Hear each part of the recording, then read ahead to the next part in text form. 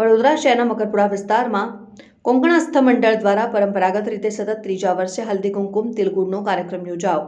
શહેરના મકરપુરા વિસ્તારમાં કોંકણસ્થ મંડળ દ્વારા સતત ત્રીજા વર્ષે મહારાષ્ટ્રીયન સમાજની પરંપરા મુજબ સૌભાગ્યવતી સ્ત્રીઓ માટેના હલ્દી કુમકુમ તિલગુડનો કાર્યક્રમ યોજાયો હતો। આ કાર્યક્રમનું આયોજન સુરેશ જાધવની આગેવાનીમાં કરવામાં આવ્યું હતું, જેમાં મોટી સંખ્યામાં મહારાષ્ટ્રીયન સમાજની સૌભાગ્યવતી સ્ત્રીઓ ઉપસ્થિત રહ્યા હતા। કાર્યક્રમનો ઉદ્દેશ્ય પરંપરાને જાળવી રાખવા તથા સમાજની એકતાનો હતો। કાર્યક્રમ દરમિયાન મહિલાઓ માટે વિવિધ રમતોનું પણ આ પ્રસંગે આયોજન કરવામાં આવ્યું હતું।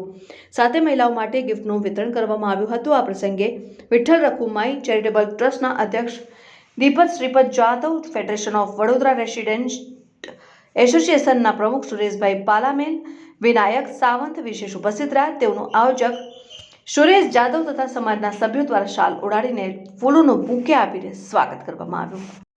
મંડળ છેલ્લા 3 વર્ષથી સતત હલ્દી કુમકુમ જેવા પરંપરાગત કાર્યક્રમોનું સુંદર આયોજન કરી રહ્યા છે, જે સમાજની સંસ્કૃતિ અને એકતાને મજબૂત બનાવે છે।